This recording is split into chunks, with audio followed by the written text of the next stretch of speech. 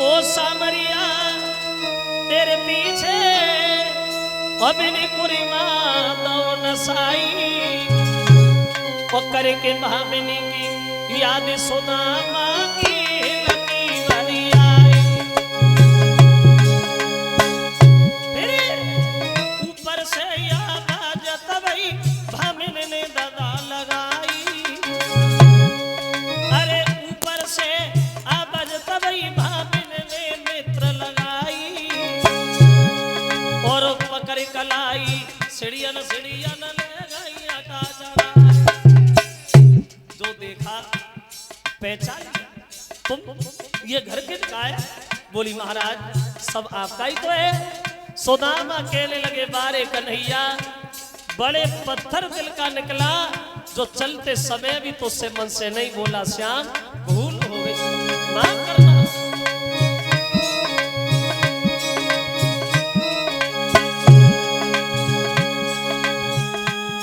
महाराज भक्त की नैया लगी गई पार और धन्य धन्य जगानी सब तुम्हारी लीला परम्पार। तू कर ले भजन भगवान का नुकसान नहीं होगा, जार से मुलाकात को हैरान नहीं होगा। तू कर ले भजन भगवान का नुकसान नहीं होगा।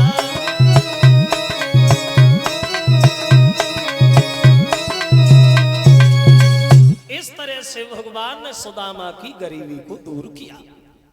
अब देखे इधर जहां कथा का 7वां दिन है सबके तिलक लगाए जा रहे और वो तक्षक नाग जिंदा होकर के महाराज परीक्षित को डसने के लिए भागा और 1400 चेलों के साथ गुरु धनवंतर परीक्षित को जिंदा करने के लिए चले भागा।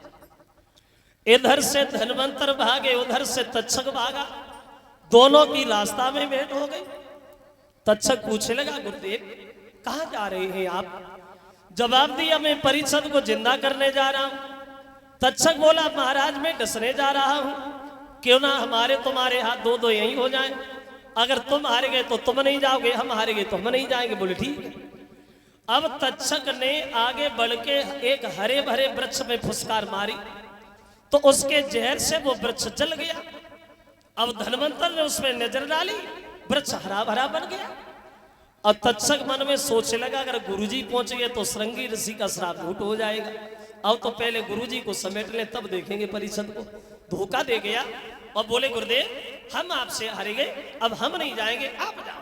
और धोखा दे करके वो तक्षक नाग जो है रास्ता में वही अंतर ध्यान मार्ग में होगा।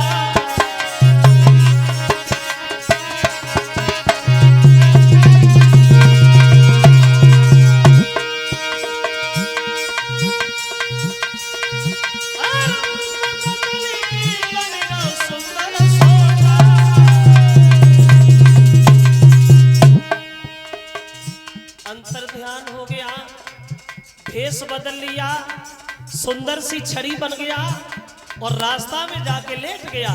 देखिए वेद का विधान।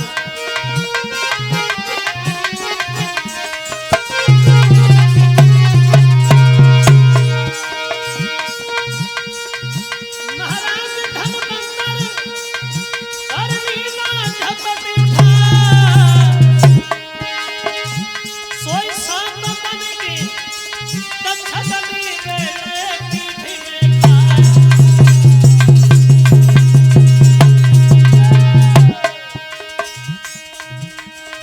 हरि की लीला अपरंपार बड़ी पिछारी है। हरि की महिमा अपरंपार मोती की भाई तैयारी है।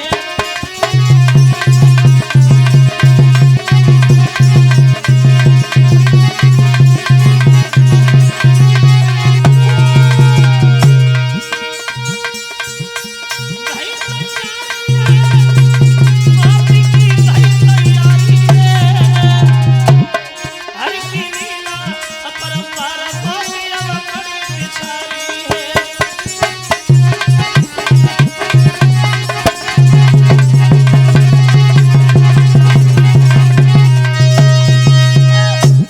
सुंदर सी छड़ी बन के रास्ता में लेट गया, लेकिन धनवंतर ने सोटा समझ के उठा के कंधे पर रख लिया, तो तक्षक ने सर्प बन करके धनवंतर की पीठ में डस लिया।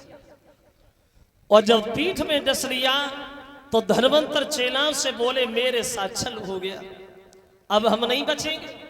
वो अभी अगर खैर चाहते हो तो तुम एक काम करो, हमें जमीन में गाड़ दो और 1 महीना तक हमारे पास बैठ के ढाक बजा, तो हम जिंदा हो सकते हैं, अन्यथा हम जिंदा नहीं होंगे।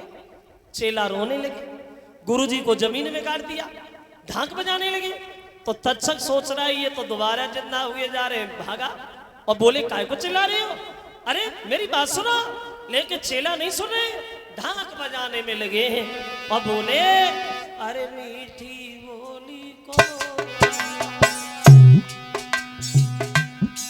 सोने कौआ रे, मीठी बोली कोयल, सोने कौआ रे जगह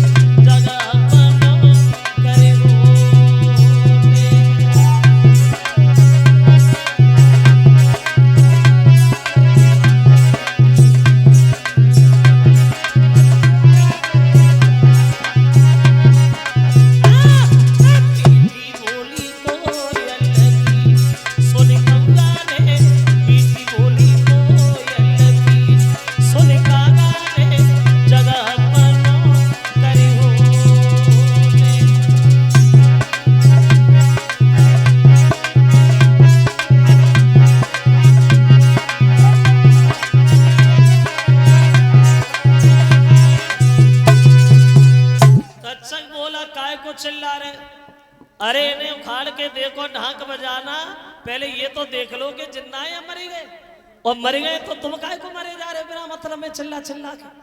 अब चेला नहीं समझे, गुरुजी को उखाड़ लिया।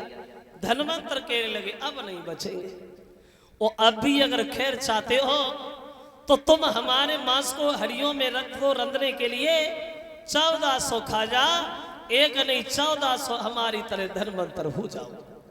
और गुरुजी खत्म हो गए, मां साड़ियों में रख दिया।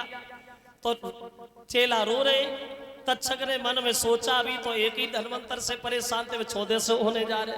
फिर भागा और चेलाओं से जाके बोला, पागलो सबके सब मूर्ख हो, आज तक अपने गुरु के मांस को किसी ने खाए जो तुम खाओगे, नरक में भी जगह नहीं मिलेगी। चेला नहीं समझे, तक्षक ने सब हड्डियां गंगा जी में फिकवा दी, सब हड्डियां डूबी गई। एक हड्डियां तैरती हुई बंगाल में पहुंच गई, और उधर एक बंगाल की स्त्री अपने पति से झगड़ा करके मरने आई गंगा जी में डूबने, तो उसने धनवंतर के मांस को खा लिया, और उसने हुआ ऐसा, तो हड्डियां मरी गई हाथ, और खुशी होगा तहियो लसायो,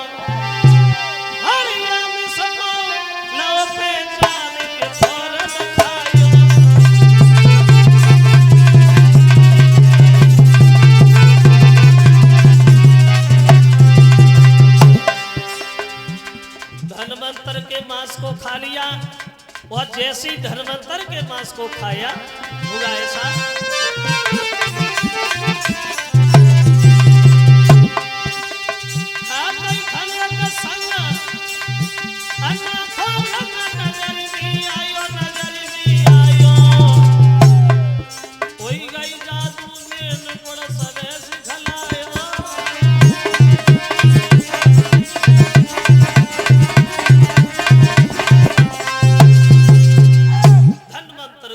को खा लिया, जादूगरनी बन गई, लौटी आई मरी नहीं। और उसने अपने बंगाल में आकर के हर स्त्री को जादू सिखाना शुरू कर दिया।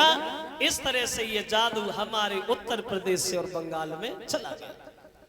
अब हुआ ये, अब तक्षक जो है वो एक फूल में जाकर के छिप गया। तो माली ने फूल समझ के तोड़ लिया और महाराज परीक्षित के हाथ में जाके दे दिया। और जब परीक्षित ने वो फूल अपनी नाक से लगाया, देखो हुआ ऐसा, तो नाक तक फूल वो आप पहुंचा काल बही पतिका और तक्षक द्वारा और देहात हुआ वह पर सम्राट परीक्षित।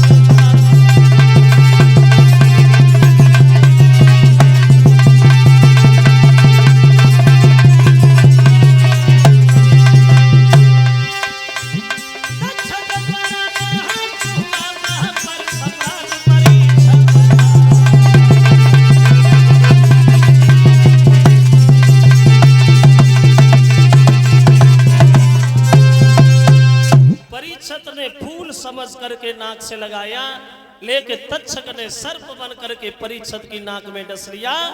जो विमान आता है और विमान पर बैठ करके परीक्षित महाराज सीधे स्वर्गधाम के लिए प्रस्थान करते हैं। बोलिए परीक्षित महाराज की। इस तरह से